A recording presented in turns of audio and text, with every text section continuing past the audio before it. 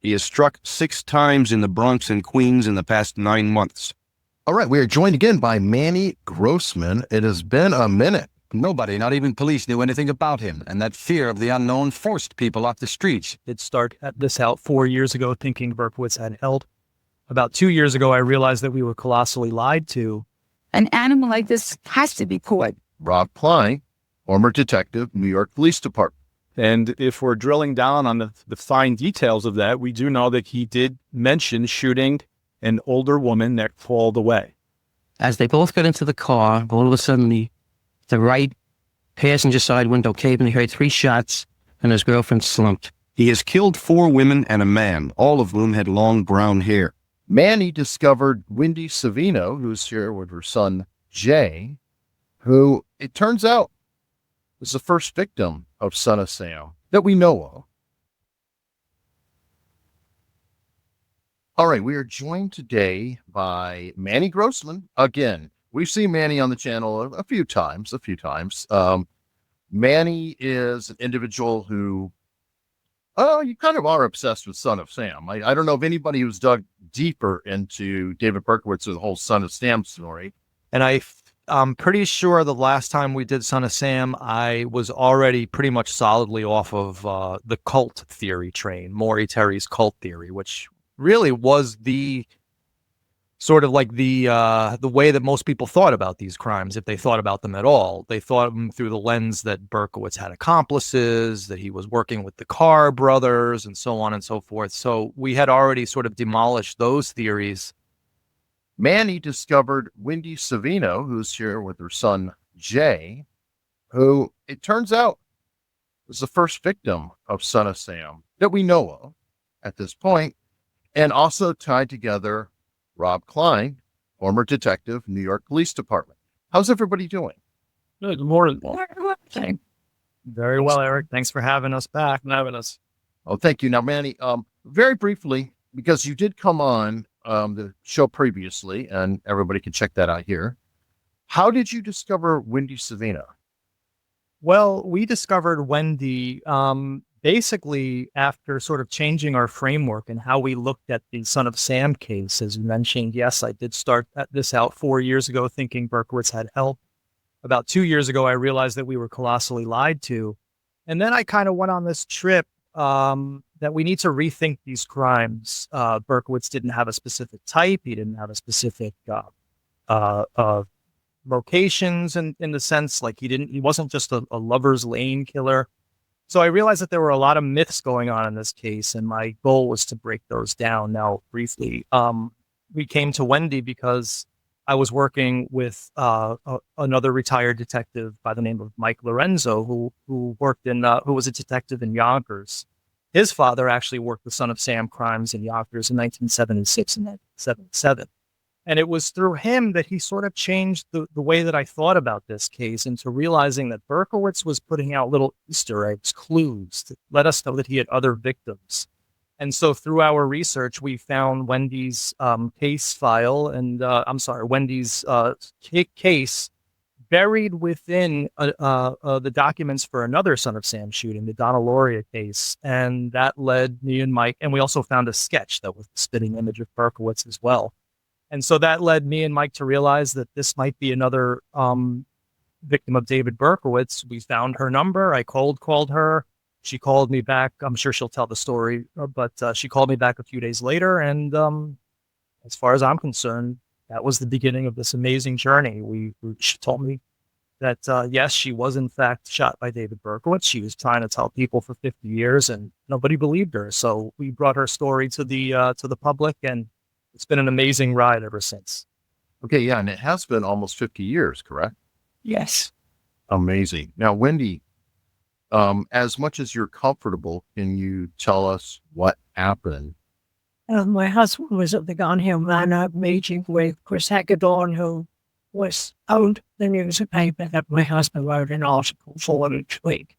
Called me up, said, come down, join us for drinks, and we'll go for dinner. I was going to go to England the next morning. He's at the Gun Hill Manor on Gun Hill Road. I'm in Helen Manor. I drive down, meet him there, have a drink with Chris Hagedorn.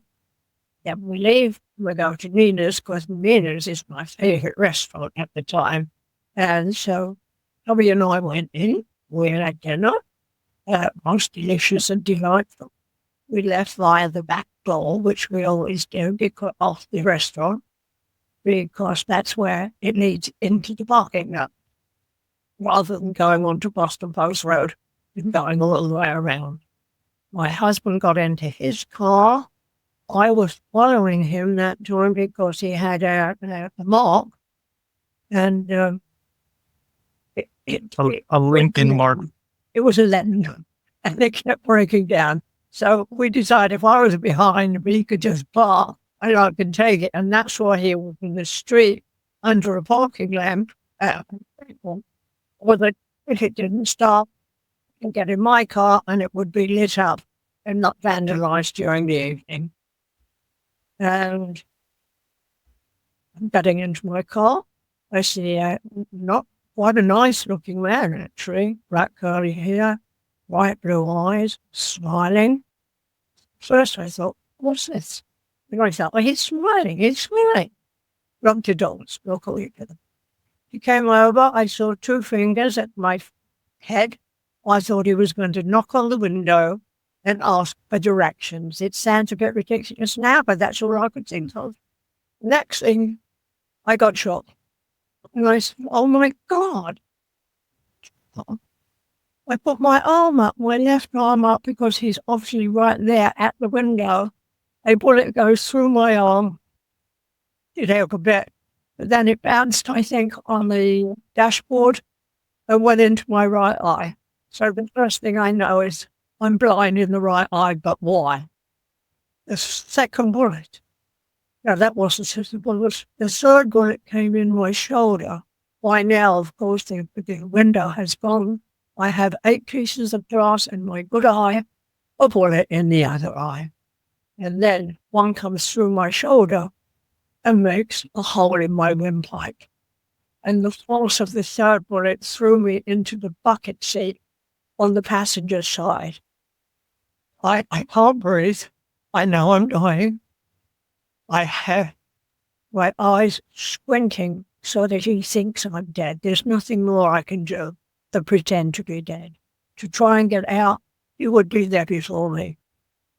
And to know that I'm alive, he had shot 5 bullets in me, and I did think that guns had 6 bullets, so I knew he was saving them. Maybe it's been so, but I doubt it. And I just stayed there, head down, eyes closed, listening. It was a gravel parking lot, and I heard his footsteps going away. I thought, right, now's the time. I was going to take my handbag, take my car keys. Yeah, now's the time to save yourself. And so I rolled over, opened the door, and I crawled out of the car onto the gravel. I continued to crawl until I could find a wall. I put my hands on the wall, and I thought, is he still there? Don't look, because you'll freeze in fear. You're going, and then at least you can do is let people know what this man looked like. And I must get home to my sons. So I followed the wall around. I went in the back door, which I had left wide. I got into the kitchen, and they're mostly Italian way cooks, chefs, and they're throwing their pots and pans and anything else in front of them in the air and screaming. I said, well, not getting much help here, am I? And then walked into the dining room. I can imagine the sight. My face was black with gunpowder on the left. There was a bullet in my right eye. My eyelid was slit down to my cheek. And here, from my nose, it was split down to my mouth. I walked into the dining room and I said the same thing. Can you help me, please? I've just been shot. And they threw a tablecloth over my head. I must have looked dreadful. I said, don't do that. I cannot breathe. I pulled the cloth off. I'm still standing in the dining room. Second tablecloth comes over my head. I pull it off. I can't breathe already.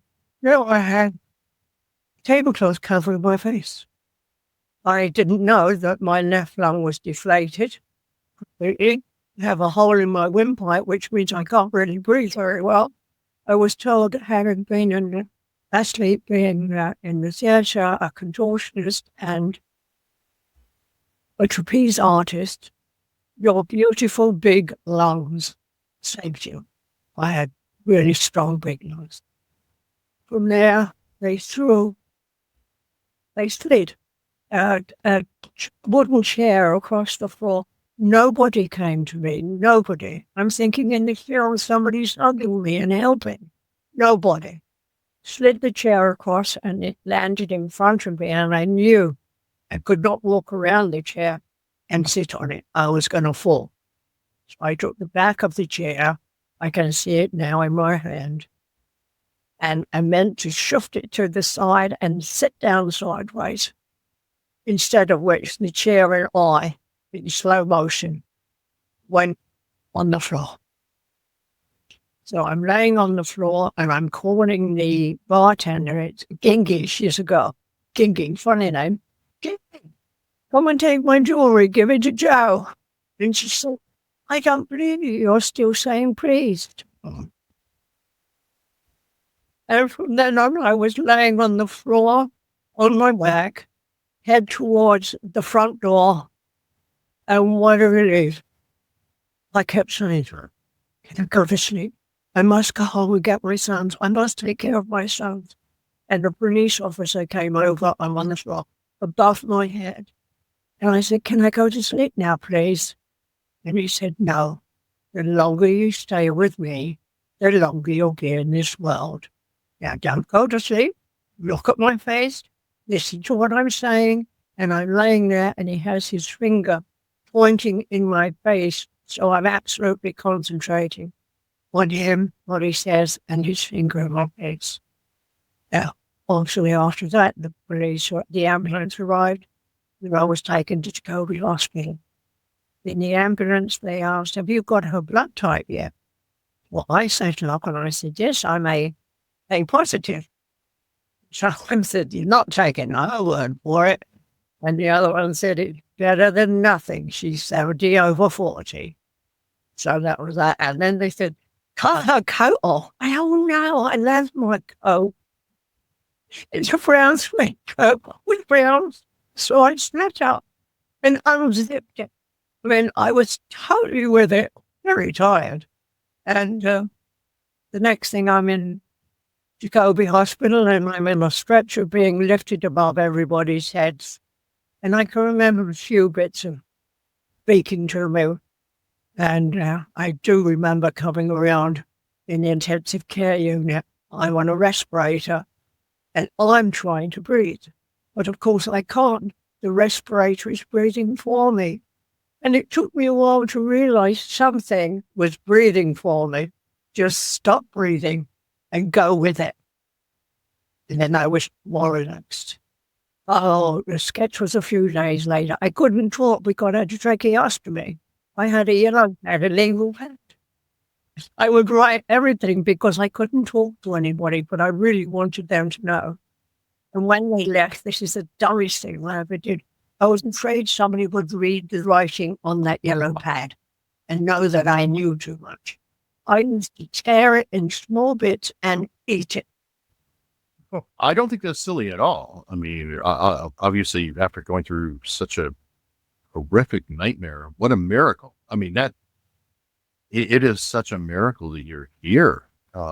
Did your husband come and find you at some point? You mentioned you were following him. I didn't know if he had witnessed anything or... No, when we were driving, I was following him, so in case he broke down, he could get into my car. Right. When I was shot in the parking lot, I always thought it was a brand new car, and I was running it in as one did years ago. You had to do 50 miles slow, if you remember. So when he didn't see me behind him, he just thought, oh, it's a new car, she's running it in. He went home to tell Nina. Nina's called him at his home, and I'm surprised to say they said, Wendy's been shot. No, that would make him have an accident on the way back. Should have said there's a problem. Anyway, I've gone off to the hospital. Evidently, he went back to Nina's and they were talking to him there. And, I really don't know what they were saying. So, and they were that he came over to Jacoby Hospital. Okay. And then it took a few days for you to recover enough to do a police sketch and everything that Jay brought up. That makes sense. I mean, how long did it take you to, recover? Or did you ever completely? Recover physically? Yes.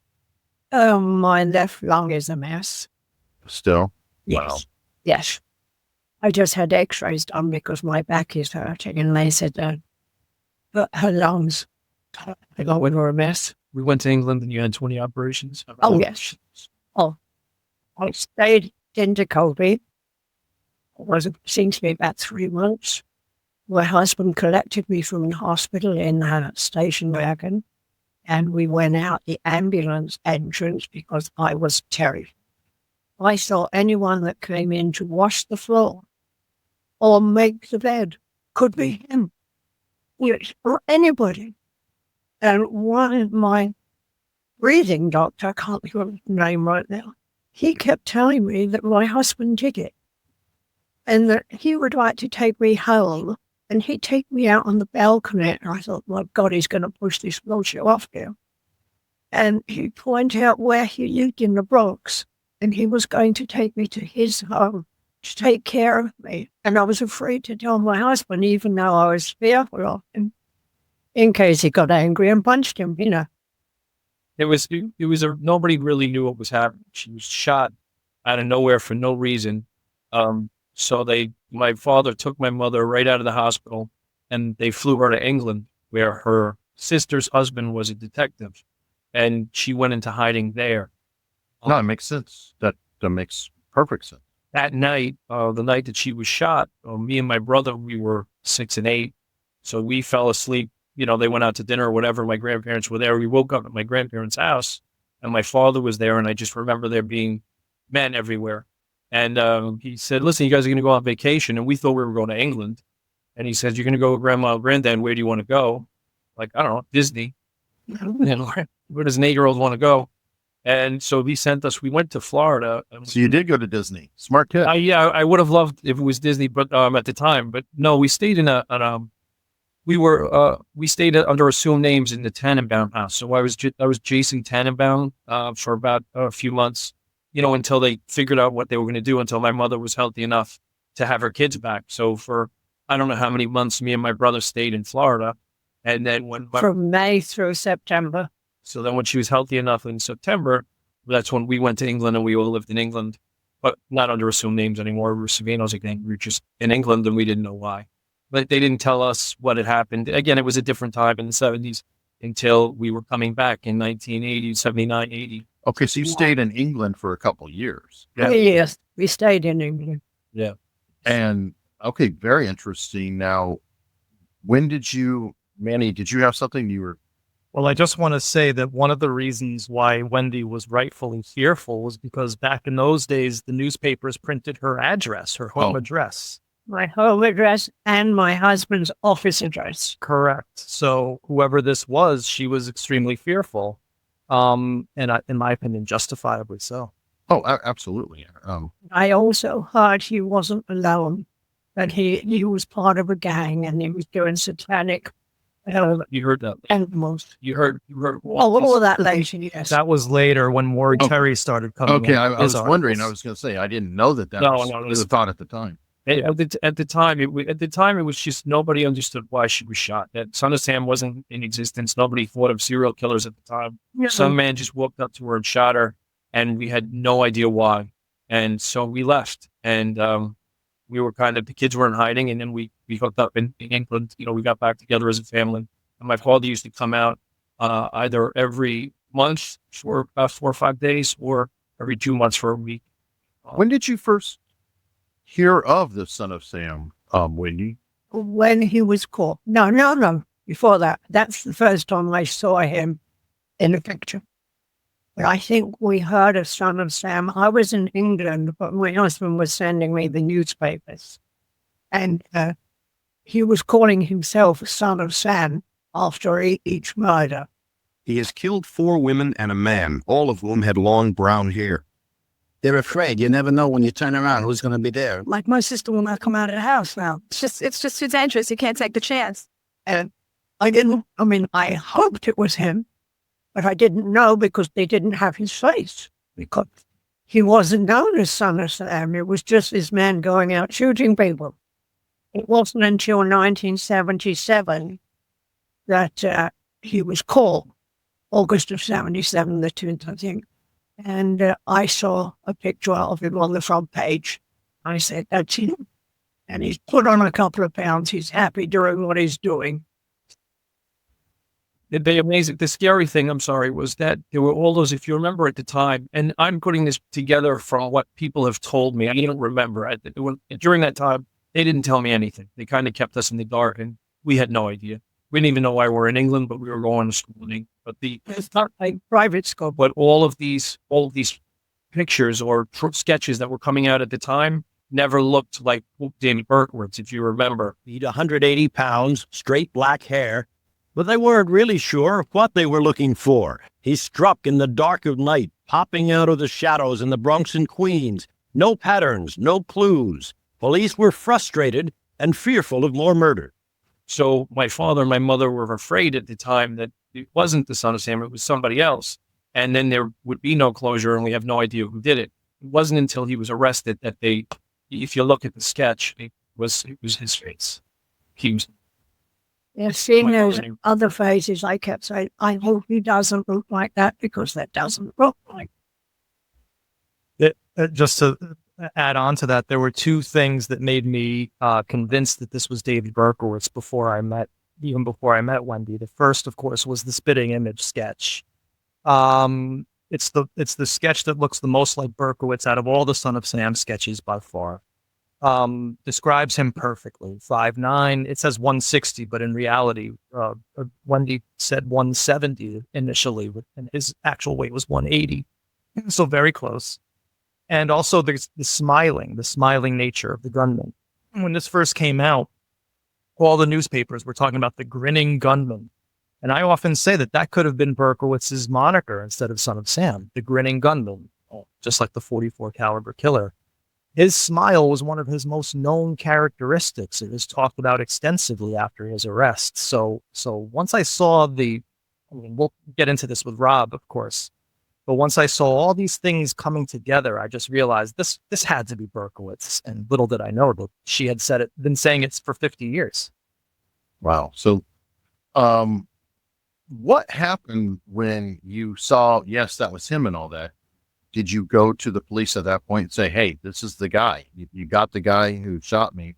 Or how did they respond?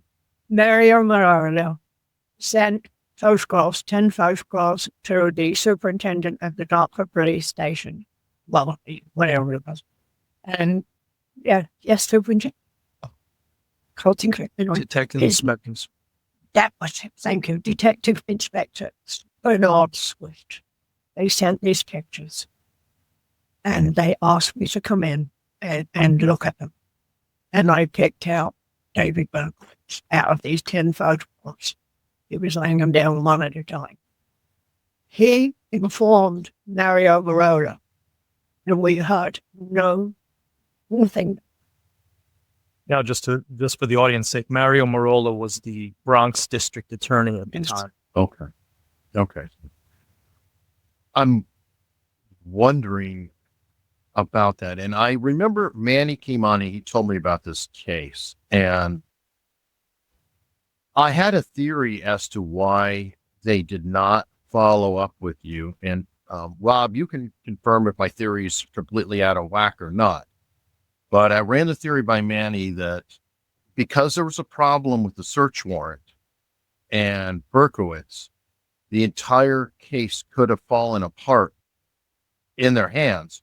But because there was another case, they might have been kind of holding that on reserve just in case the one they got him on was blew up in their face.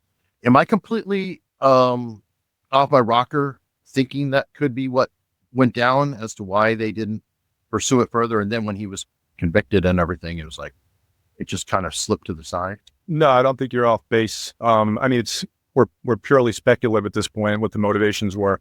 But it's well known there was problems with the search and seizure regarding the firearm, and had this case gone the trial route, there is a substantial chance that they could have lost out on that evidence, which would have been the evidence that ties all these, many of the fatal and non-fatal cases together. It also could be the political aspect to this. Joe Savino was he was a figure in the Republican Party, and much like today, there's a lot of division between, the Democratic arm, the Republican arm. There is. It's hard. It's hard to speculate. There's also, Berkowitz spoke at length to Queens investigators regarding these cases. And if we're drilling down on the fine details of that, we do know that he did mention shooting an older woman that crawled away. And that case was never able to be found, as far as we know. And, then much like now, a woman sitting in a car getting shot is a statistical anomaly. These are not, I've been 20 years in the PD, 10 of it in homicide, 15 as an investigator. A lot of homicides, a lot of non-fatal shootings. You know how many women sitting alone in cars I had shot? Total of 0. Right. And was he trying to emulate Zodiac? I mean, I can't help but think these guys kind of influence each other. It's hard to say what he was emulating. I mean, we know that he was definitely had some mental health struggles. I think he definitely suffered from misophonia. Manny did a really good job at connecting a lot of violence to writings and even newspaper articles, specifically the one that discussed him at the New Rochelle residence when he fled the residence for the last time, the Casera residence, because of the barking German Shepherd. But there's numerous other occasions where he would write pertaining to how barking dogs made him feel, and then there would be violence within a day or two.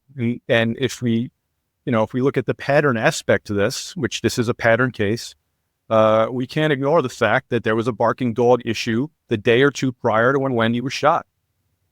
That is circumstantial evidence, if I've ever seen it. But to your question, yeah, it's hard to say. It's hard to say who he was emulating. I definitely think there was, some mental illness at work there. That makes sense. Manny, I'm going to run just a question by you because my editor friend asked me. He was talking about, I always take everything with a grain of salt because if it comes out of Berkowitz's mouth, I tend to lean towards Kahn's lie. That's what they do.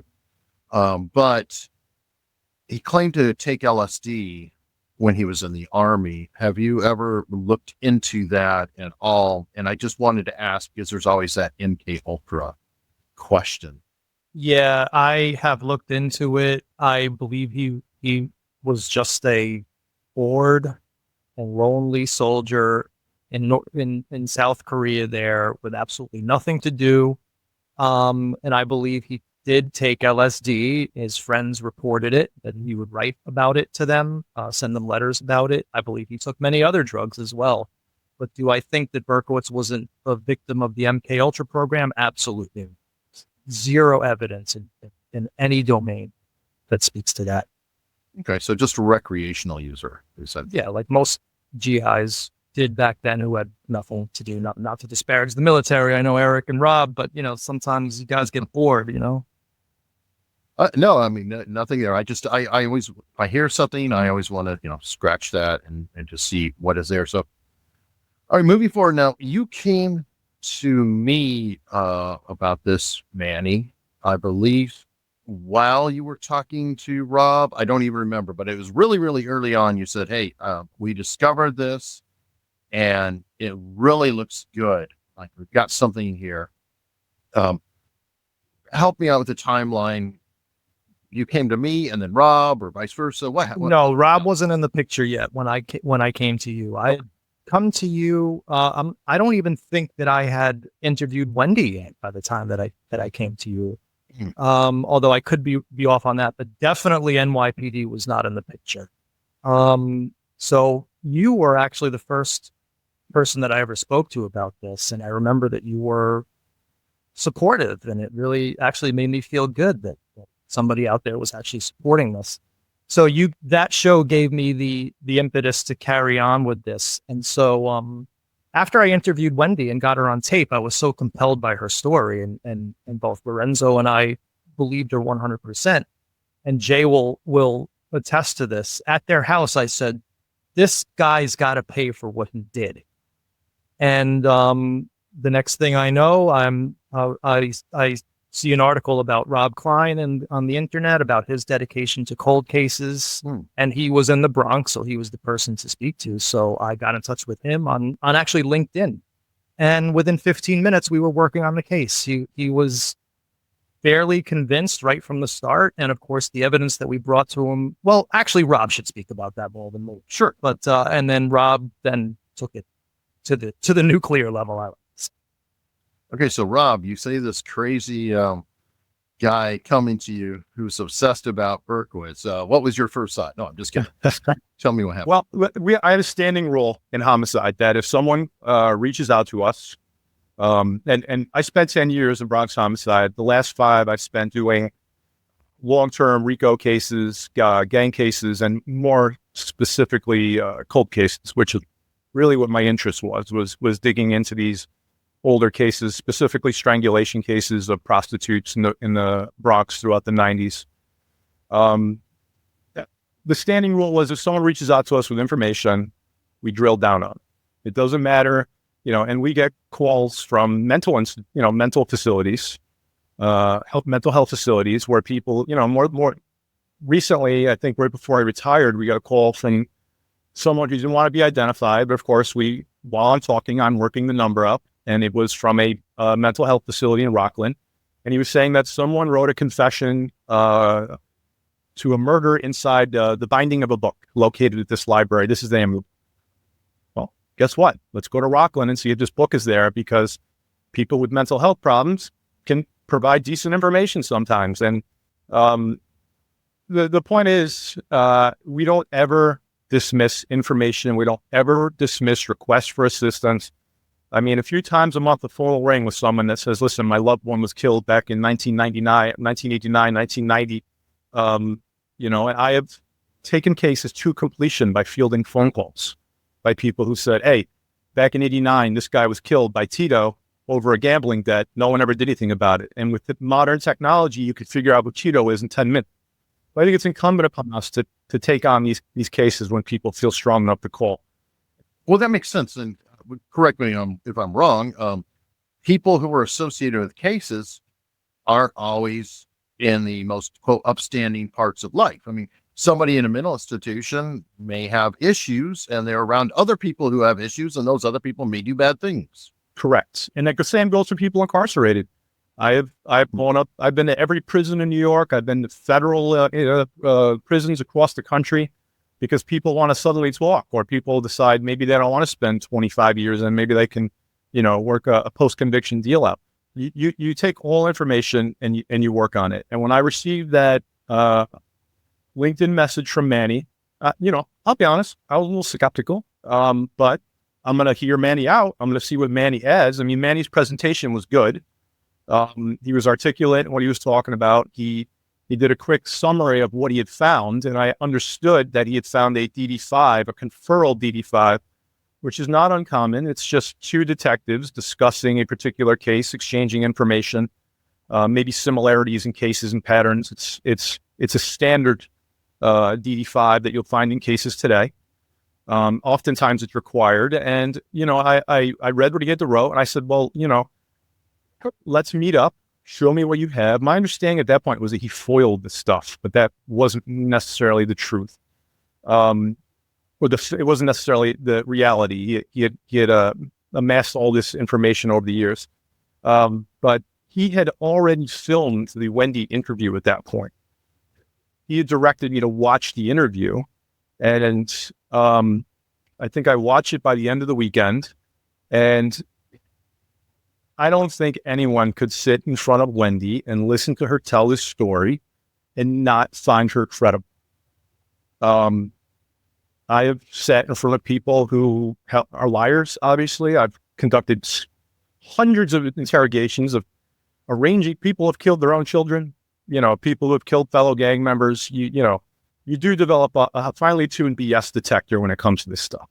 And even when you sit and you watch Wendy recount this story and go through the trauma that is retelling the story, you know that this is real. I myself was in a shootout in 2010. My partner was shot, and we ended up killing the person that shot my partner. And 15 years later, if I tell the story, there are certain parts in that story where I feel that emotion sort of rise up. And you can see that with Wendy. She is credible. She is consistent. Listen, trust but verify, right? Trust what people say, take them at face value, but let's dig in. And we did dig in. And I don't know how deeply you want to get in if you have if there's another leg of that question, but, there's been a lot of detractors online. Now that I've been retired, I've had the opportunity to print some of this stuff. It's crazy because, throughout my years, it's only really been the triumphs that have been captured in social media, Twitter, the internet. But like to be attacked and have my credibility assailed by people that have never met me or don't know my body of work it's offensive. But unfortunately, I talked to Nick Schreck about this. He has his own interesting past with Manson, everybody else. I have found that people in true crime are effing nuts. It's the best way I can put it. And especially in the Son of Sam world. Oh, no, believe me, you've got competition with Zodiac. You've got competition with Manson. You've got competition with D.B. Cooper, for God's sake. But there's also an obsessive approach. And what I've seen in the Son of Sam research community is you have these schools of thought. You have the satanic occult leg. You have the independent shooter leg, and then you have the Maury Terry folks. And they're all sort of at war with each other, and they're all cutting each other's throats, and they're all sort of selectively cherry pick what they believe and what they don't. Going into this case, you don't involve yourself in any of that. It's the facts as they are. It's the evidence, whether it be direct or circumstantial, and you look at it objectively like you would any other case, and you say to yourself, if this case happened today, would this be a product you could then deliver to the Bronx District Attorney's Office? And would they say, let's go to grand jury? And ultimately, in the end, and there's a lot more to the process, this is that package. Whether you like it or not, whether you're a Maury Terry supporter or not, this package as it stands would have survived inspection, both at the police department, multiple levels of supervision and inspection, and the prosecuting arm of this as well. It would have gone to grand jury, whether Berkowitz admitted to it or not, when he was speaking to the Queen's investigators. It would have gone to grand jury. Does it have its problems? It does. But there is a difference between mitigating evidence that mitigates the strength of your case and evidence that's exculpatory. And I don't mean to turn this into a criminal procedure class, but there are facts in this case that mitigate the strength of the case. You got to be honest about that. There is no outward exculpatory evidence, because if there was, we wouldn't be here. If the sketch looked like Hulk Hogan, we wouldn't be sitting here right now. I'd be in the gym, and you guys would be doing whatever you'd be doing. Right. So now you then took this case. Did you take it to the DA, or did you just go straight to Berkowitz himself and so talk to him? Right. The first thing obviously I did was watch Wendy's interview. Mm-hmm. I then went to the criminal records section, and I pulled like an old school detective, went on the microfiche, because obviously this case is pre-digital, and I found the DD5s to the extent that they were there. And there was a decent amount of DD5s. I did make an attempt to find the paper file. I was unsuccessful in the beginning. It ended up materializing last summer,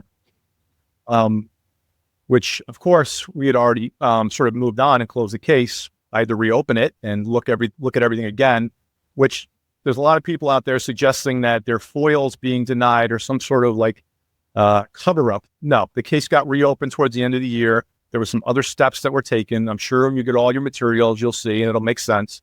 There is no cover up. But at any rate, I went through the case. We developed a plan. That plan included, obviously, interviewing Wendy, which we did.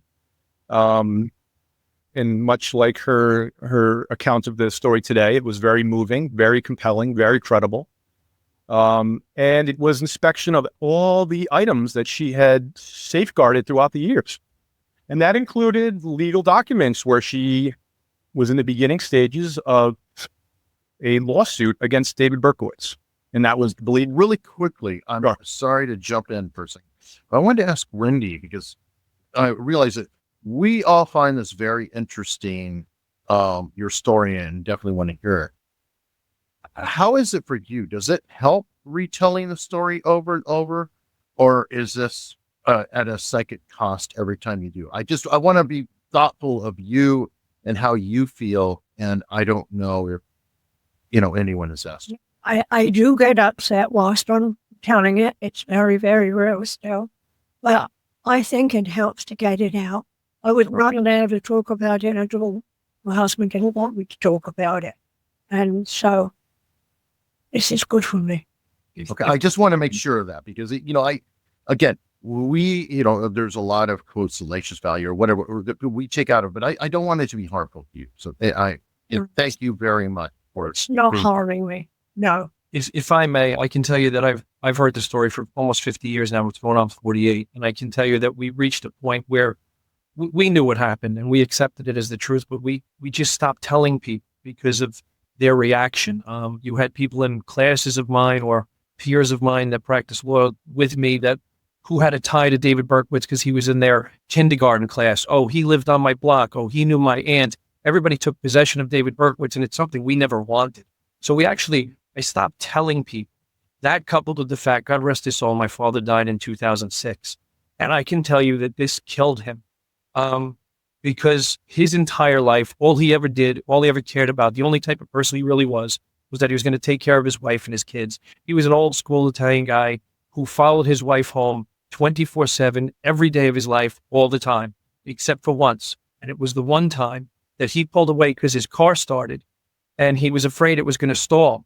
So he said, let's go when the car started. She didn't tell you that part. And she was talking about that right next to her. There was another Jaguar, silver Jag. And she's going, Joe, you got to come see this Jag. It's just like mine, standing next to her car. He's sitting in his Lincoln that always stalls and stops and breaks down on the shore road on the way to home in Pelham Manor in the 1970s where there are no cell phones and you got to walk 6 miles. Car starts.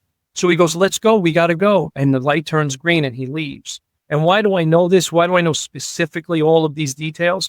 Not that, again, that you tell an 8-year-old, but over the course of years when your father is sitting there and you're having some drinks where you're just talking and he's confessing, the thing that killed him his whole life was that he didn't wait at that because he felt that he could have not only saved my mother, but God knows the difference he could have made in the world. And, my father was, again, a man in the 70s, an elected official, an ex-NYPD cop, an ex-Marine. He usually carried a gun on him. If he had just waited for my mother to pull out, it destroyed his life, and he never wanted to talk about it. He never wanted to rip open the wound. So I grew up in a house that, listen, your mother was shot. This is what happened. We don't talk about it. And we didn't. And when I told people in the street, I started to get, tell them who shot your mother. So you realize that you don't want to be part of a joke. You just you go, okay, listen, whatever you want, you believe. But it wasn't until 50 years later, Manny's going through the Donna Lauria file, finds a DD5 from the investigator or the detective looking into her case, and her sketch in Donna Lauria's file brings it to Rob, and then the professionals actually took a look at it for the first time in my lifetime, and it was very therapeutic. I've watched my mother finally be able to put something to bed. It's very upsetting to talk about, but it's been so therapeutic that somebody finally believed her, that she's not standing there screaming, this man shot me, and people are going, no, he didn't. He didn't shoot. It's in that regard, it's been helpful. Well, thank you. And sorry to hijack like that, Rob. Please continue. Sure. I believe I left off with we have legal documents where Wendy was in the midst of filing a lawsuit in the late 70s. So Wendy was ready to stand legal scrutiny in regard to this case. I mean, it was outside the criminal statute by the time she arrived. Berkowitz had already admitted to many of the cases. I believe he was sentenced, but he was sentenced by the time she came back to the States. But she was prepared to face legal scrutiny with a lawsuit. She was prepared to, and I'm sure a lot of this stuff would have been a lot easier to dig up 3 or 4 years later as opposed to 40-something later. But, we went through this case. Obviously, there's not a lot, but there is, you do need to sort of delineate between the direct evidence and the circumstantial evidence. The direct evidence is her witness statement and her ID of Berkowitz.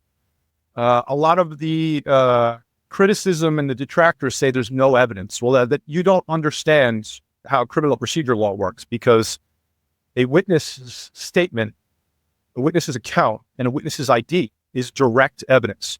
That is evidence that is subject to pre-trial hearings. It gets litigated before trial. That is actual evidence. Now, there is a ton of circumstantial evidence in this case, and I've had entire homicide cases survive to conviction on good circumstantial evidence. DNA circumstantial evidence, for God's sake. Technically speaking, DNA would be direct evidence. I mean, it can be circumstantial. You can have a reasonable explanation for why your DNA is at a crime scene. Oh, I visit there all the time. He's my buddy. I live next door. But if your DNA evidence is biological material under the fingernails of a victim, that's a little bit harder to explain. That's direct, right? But if we want to sort of look at the circumstantial evidence of this case, the sketch is legit.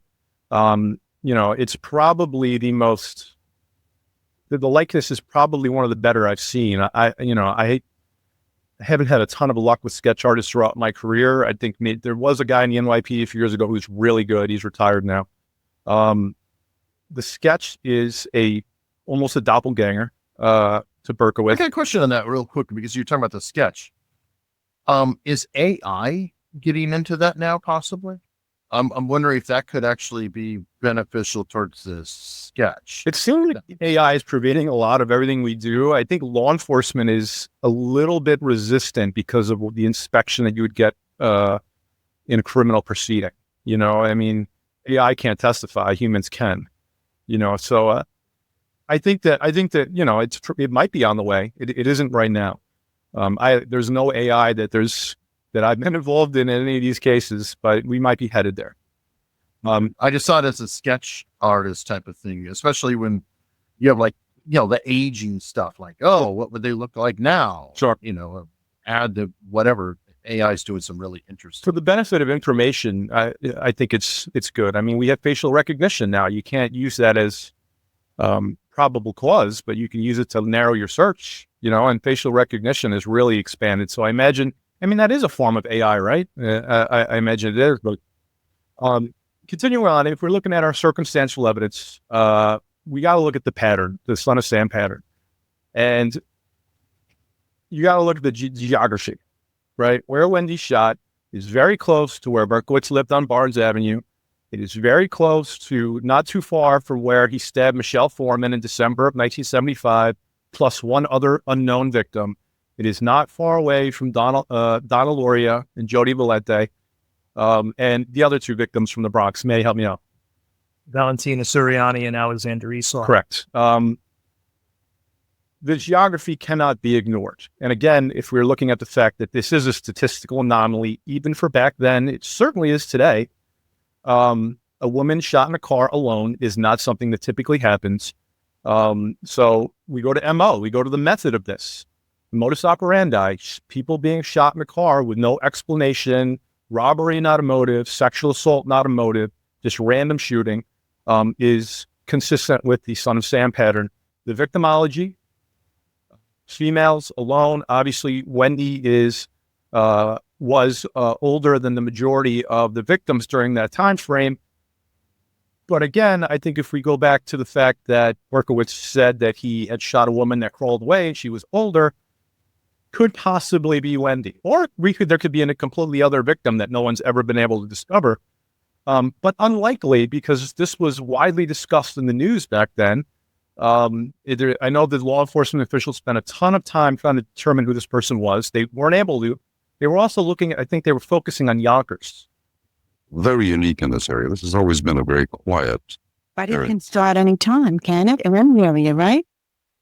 That's the thing. Correct. He said he shot this woman in Yonkers. So, I mean, if all these things could be happening at the same time and it being a complete separate shooter with no known motives, it doesn't seem reasonable. But it is not out of the question, which, throughout this case, I think it should be noted, and I think there's a misconception amongst many critics that we found David Berkowitz guilty of this case. The police department doesn't find people guilty. The police department develops probable cause. Probable cause then gets presented to the DA's office, which then presents it to a grand jury, which then presents it to a jury of 12, right? That's the only way someone's found guilty. We develop probable cause in this case. And I think it should be noted, and another criticism is that I was unsupervised during this. We did this without NYPD knowing. Well, the entire leadership structure of the NYPD was involved in this case. From my sergeants, my commanding officer, the chief of the Bronx detectives, Chief DeSigley, was present with the interviews with Manny, the interviews with Wendy, and the interviews with David Berkowitz. And Chief DeSiglia was reporting directly to the chief of all detectives as we left the correctional facility where Berkowitz is currently housed. So the suggestion that I'm a rogue detective that went and did this and just did it to, as it's been said, put a feather in my cap is patently false.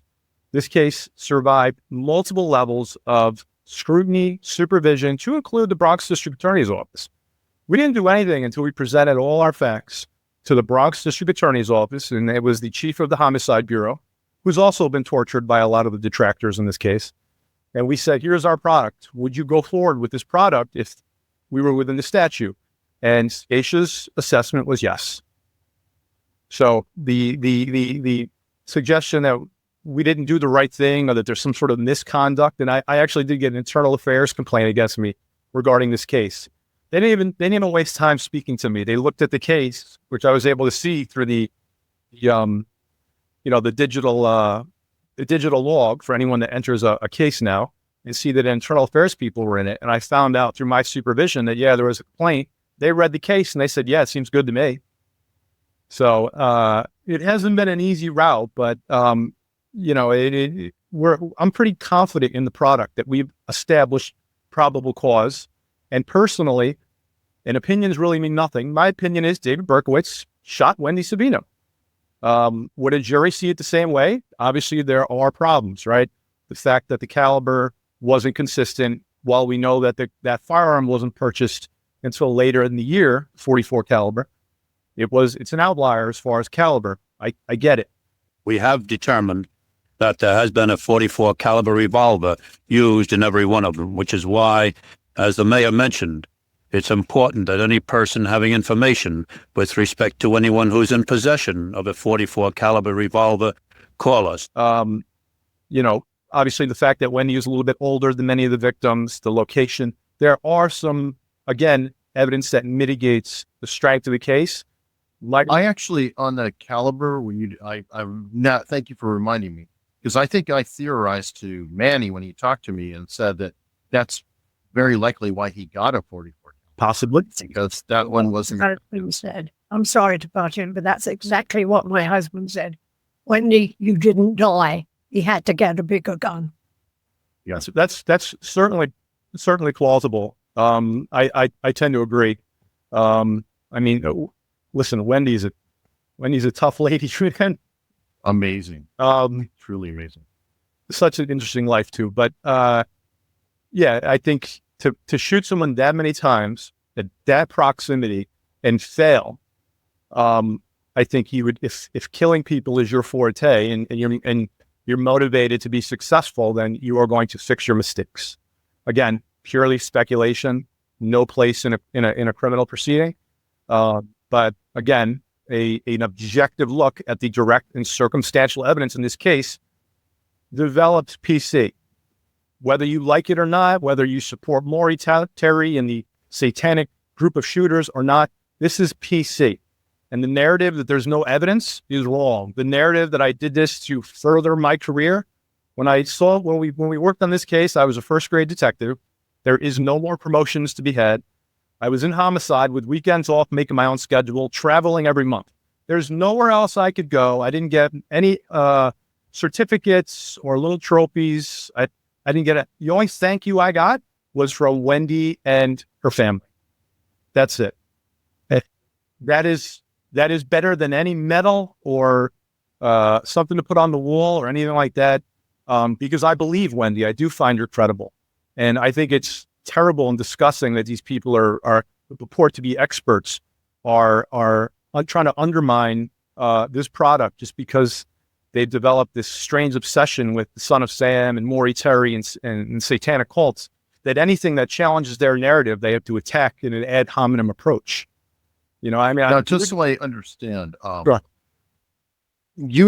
obviously you didn't declare him guilty or innocent or anything else. You just closed the case. And I'm guessing that the case was closed on the premise that, number one, statute of limitations has run out. So you can't really prosecute somebody for something that happened outside that window. And number two, you don't see anybody else who could have done it. This is the more likely than not. So don't keep pursuing resources on something that is in essence a waste of time. Is that what goes into closing a cold case like this? Yeah. So I'll start with the closures, right? I mean, and it's more of a modern day thing, but it's, as far as these electronic case files, the way you can close the case, the code you can use. But this is something that has existed as long as I've been looking at this stuff, and I've looked at cases from the 40s and 50s. But there are closures to cases. A1 is obviously an arrest, right? But then there's victim uncooperative, leads exhausted. But for this particular case, it had never been closed. And we obviously received new information. We were outside the statute. So in this particular set of circumstances, you were faced with an exceptional clearance. And what that means is we have developed probable cause that this person committed this crime. And because of circumstances outside of our control, we are not going to proceed, but we are going to administratively close the case. There's not some grand ledger that we step up, the Son of Sam, and we write it in there. David Berkowitz did not appear on an arrest report. It is not on his rap sheet. It is administratively closed, exceptionally, with probable cause demonstrated that David Berkowitz was the shooter. And this happens very frequently, and no one seems to care. I mean, I personally been involved with cases where we developed probable cause on a guy who was serving 100 years in the feds. And sure, you can pull him out of the federal penitentiary and put it to a trial, but we often defer to the family. Listen, we can do this trial and we can pull all these witnesses, or we can exceptionally close it because he's never getting out of jail. And a lot of times the family will say, just close the case. We're happy with that. And it could be reopened as well, right? I mean, if somebody comes out and says, no, that was Bill Smith and we got new evidence and everything, it can be reopened, right? Eric, you see a lot in DNA cases, like sexually motivated DNA cases, where you'll develop a profile and you'll be able to say, oh, okay, Joe Johnson is the one who committed the strangulation rape back in 85. Oh, he died 10 years ago. Okay. Mm-hmm. Well, he's the perp. We're going to exceptionally close it and we're going to move on. He's likely guilty. We've established probable cause and that his biological material was on this victim, and we're going to exceptionally close it. It just means that prosecution is not possible for X, Y, Z. There's a multitude of reasons. But in this case, it was obviously the statute of limitations. Well, thank you for taking the time, because this helps address, maybe people's concerns over why or whatever. Correct. Procedure. Correct. And people do take this. It's odd to me. People take this personally. Like I obviously had the benefit of subpoenaing David Berkowitz's emails after I interviewed him, and I realized we haven't even discussed the the interview. He was not the subject of a criminal matter. It was an interview. And I went through his emails, and the amount of people, and some of them are some of the people who are chirping and the detractors online, are professing their love for David Berkowitz. Some of these same people. It's shipping people who have a front are the faces of the the anti-Savino case, are literally professing their love for David Berkowitz. They talk to him every day. There's a very transactional relationship with many of them, in that they put things on his commissary. They buy him little cups of peanut butter or whatever. And, listen, we all live free lives. We do whatever you want to do, but at least be honest. If you're going to criticize a product that you know nothing about, as far as I know, none of these people have ever solved the cold case. They've never done a death notification to a mother. They've never testified in a court case. They've never been in a shootout, all the stuff that I did over 20 years. And yet they feel comfortable criticizing and questioning my integrity while professing love and buying David Berkowitz ho-hos. You're not coming from a good place. I don't care what you say. I'm confident in our product, and I'm confident in what we did. And I'm glad that Manny reached out to me and started this step one off. He put me in touch with these people and helped us close this case. And he has been instrumental in doing this. And I know I'm sort of on a diatribe now. So no worries. Next, can we go into the interview? How was that set up and what happened? So it was the three guys on my team. There was three guys that do the cold cases, myself, two others, and the chief of detectives, Chief DeSiglia. And we requested the interview. We were approved. We arrived up at the facility. I never know how to say it. Shawaldunk. Now, did he approve it too, or did it That's matter? the thing. Could he have blown you off? It was his decision. So we got there. Okay. And we sat in the family meeting room, and we were initially told he doesn't want to come out of his cell. He doesn't want to talk to you. Really? And I said, yeah, no, he doesn't want to come out. You have any indication what this is? And I'm like, yeah, we want to talk to him about another case, but at that point I thought we were defeated and we weren't going to have the opportunity. But then suddenly he appeared. And I was immediately struck by, he's very hunched over. He's very, he's obviously an elderly gentleman. I think I'm sure that's a hard life in prison, but the diminutive stature of him in contrast to what we know about the monster that he was. And I certainly know not to judge a book by its cover as far as who's violent or who is capable of violence. But if I'm honest, I have to say I was struck by the contrast between what I knew about him and who was in front of me. But he was very agreeable, very, we shook hands. I did a little bit of rapport building, as I often do. We talked about our similarities in being in the military. I was in South Korea, much like he was. And as we got closer to the topic about, pertaining to Wendy, I started off the narrative. We want to talk about a case that happened back in April of '76 at the intersection of Boston, and he finished my sentence. He said, Boston and Bouck. Yes, I know about this. He said, I know about this because I have a friend who tells me everything. And having looked at the emails, I obviously was able to see who the friend was and see the fact that he gave him every single detail of what Manny was sort of reporting through his YouTube show. So you don't always get the element of surprise when you're doing an interview or an interrogation, but it's always much harder when you don't have it. A lot of times when you get guys years later, they don't know why they're in there, and you get them the waves and you start talking about things and they have no clue, and you can start chipping away at alibi information and start developing a timeline that they don't even realize is adverse to them. Yeah, Rob, just to piggyback on what you said, I was thinking about this the other day, and I never had a dream in my wildest existence of fantasies that NYPD would ever get involved. But if I could do this all over again, I definitely would have not publicized this until you could speak to David. But, hindsight's 2020, but absolutely, we lost the element of surprise because, as you say, these ghouls, I call them ghouls, who literally love David Berkowitz, they told him every detail. And I can see where that's a problematic situation, because if he reveals any knowledge, it could be said, yeah, of course, he got the knowledge from the emails that were going to him. So it means nothing. That's, I'm sure, what people push back and say. Correct, Rob? Correct. And, it did sort of give me some initial false hope, because as we're discussing it, he said, well, I didn't do that because I only used the 44 caliber. In my mind, into subsequent conversations with the corrections officers that were intently listening into this, we all thought that was sort of a golden goose moment. But it turns out he had the information from his friend that was emailing him. So it turned out to be much less of an important part of the narrative.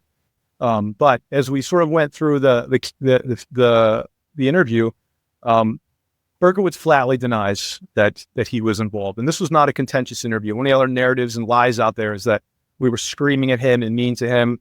And I know people are foiling the interview, and you're going to see this was just a normal conversation. We did our best.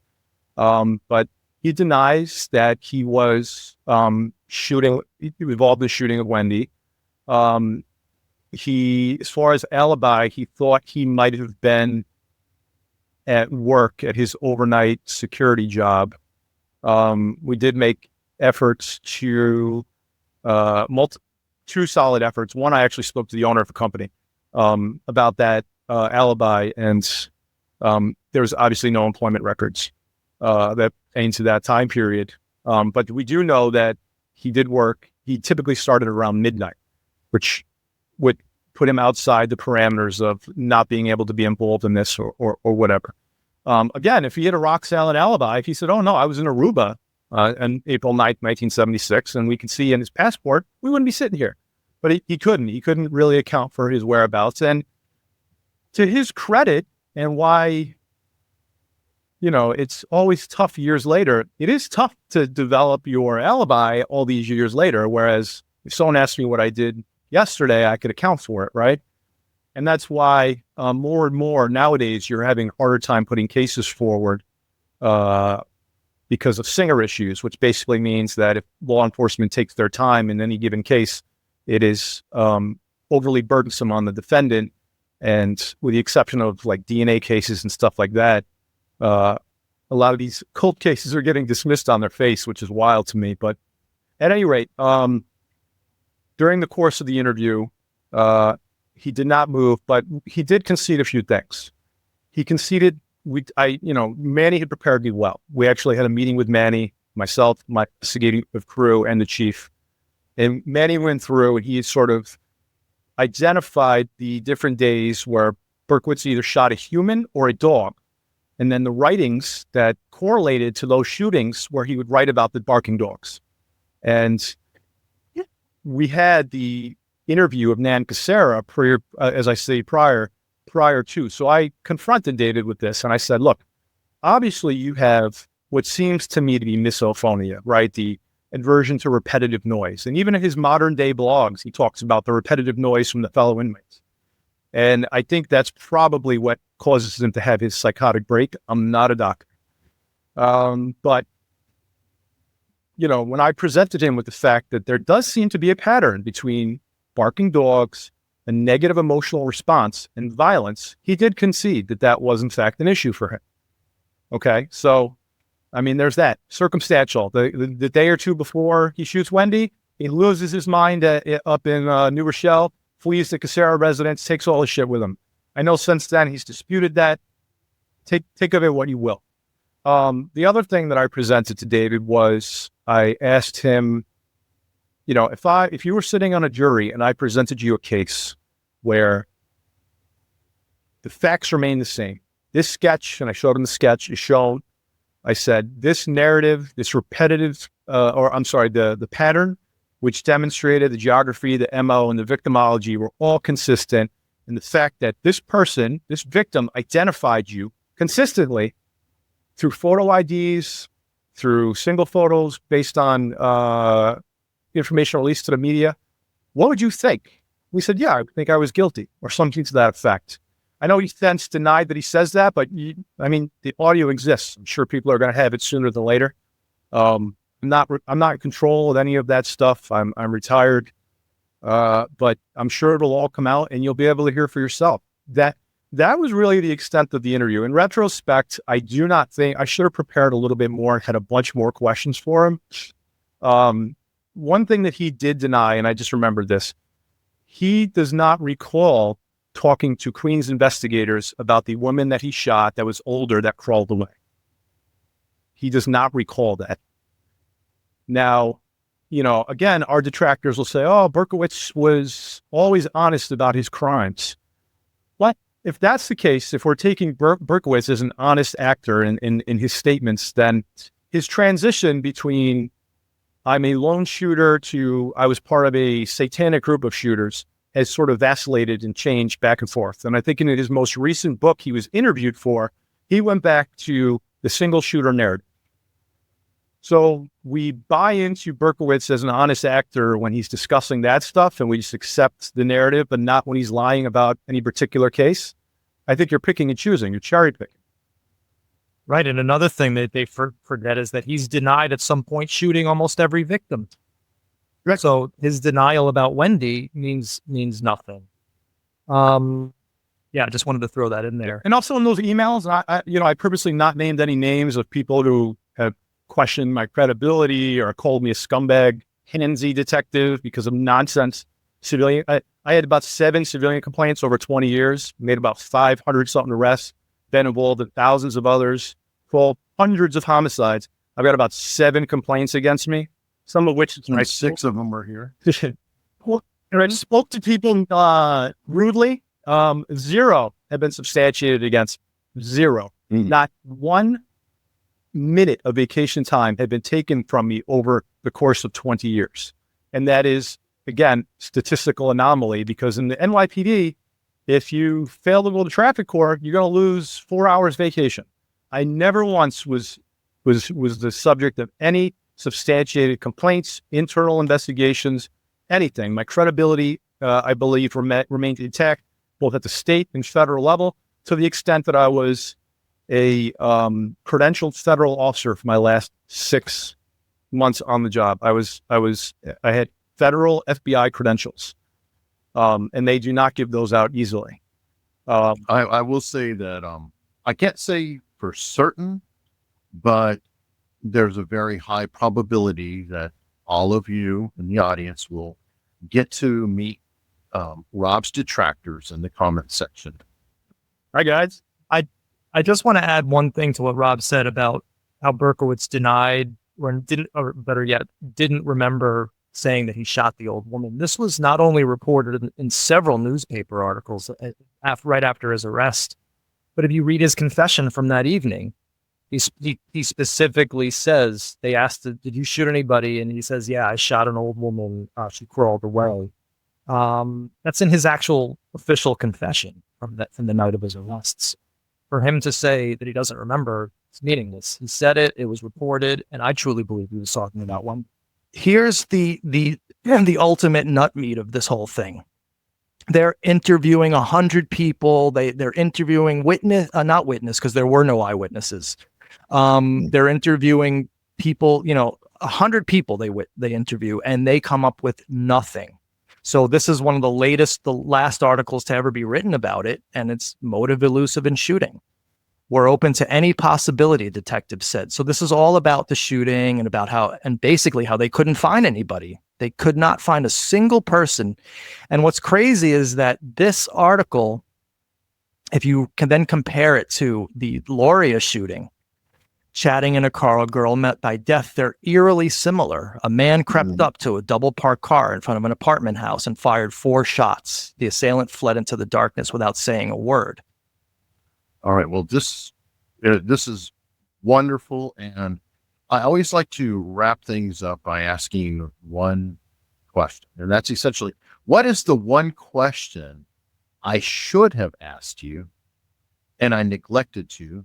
Or as a variant, because sometimes that takes people off guard, what is one question that you've been waiting to be asked, but nobody has stumbled upon it? And I'm going to start with Wendy. Yeah, 50 years of. I think you've covered all of it. I can't think of anything that I would have rather told you than what you asked me. Jay? I don't know if I ever said thank you enough or publicly enough to Manny and Rob. They have no idea what they did for us and our family, and it's something I'll never be able to repay. And I just want to say thank you. That's all. You're very welcome, Jay, and it was absolutely an honor and a privilege to meet you guys, and I'm so happy that you were all able to come together. And of course, meeting Rob was life-changing, and I'm just glad that I came out of this with some friends.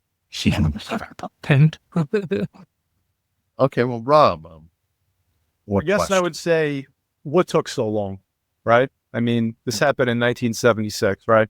I think what hampered this investigation early on was the fear that this may have been business or even mob related, which caused Wendy to flee the country and stay abroad for many years. The fact that this came together in her absence, I think the political division between Joe Savino and the Democratic machine in the Bronx contributed to that. And I think, it should be noted that this case was revisited throughout the years. I mean, detectives, according to DD5s, we reopened it for, inspection back in the early 90s. And I don't think they ever even bothered to talk to Wendy, and that was a failure on their part. So I think it was a bit of a failure on the part of the police department to revisit this in a timely manner. It was the fact that the fears were a little bit misplaced, even though it made sense at the time. But I think almost 50 years later, to take this case and all the positive and negative aspects of this case and lay it out in front and say, this is a product which equals probable cause, I think is a win, because in the end, it's all about the victims. It's not about the differing schools of thought. It's not about what you subscribe to as a researcher in the Sun Sam world. It is about a victim. And I think if you have a problem with that, then you should have the balls to confront Wendy and talk to her about that. Have a conversation with Wendy. And if you feel the same way, I guess that's the best we could do then. Thank you. Manny, I know I neglected a question for you. And no, actually, I was riveted and enthralled by listening to Wendy and Rob in this interview, and I'm super happy that I stayed out of it as much as possible. And no, Eric, you did great. I don't have anything that I need to add to this. I just think we need another hour with Wendy to talk about her amazing life. Look at all those pictures behind her. It's truly a life well lived and a very interesting one as well. Awesome. Eric, if I may? Yes, sir. Thank you for giving us this forum, because, I remained quiet. I ignored a lot of the Twitter sniping and all that stuff, and the videos have been put forth questioning my credibility and all this stuff. But, I'm retired now. If someone has a questions, you can find me on LinkedIn. You don't need to be a keyboard tough guy. We can talk like normal people. I'm not a bad guy. But thank you for putting this together and allowing me to speak and say things that I wasn't able to speak to prior because of the limitations of my employment. You can't speak to the media or on any given case, but this was something that was a long time coming, and I'm glad that we had the opportunity to all get together. Awesome. Thank you very much for sharing the story. And definitely, folks, please comment below. Tell us what you think, good, bad. Otherwise, I don't tend to censor comments. If it comes in, it comes in. It is what it is, but I definitely want to hear from all of you. I think you resolved the case. It makes sense to me, but that's my personal opinion. And thank you so much.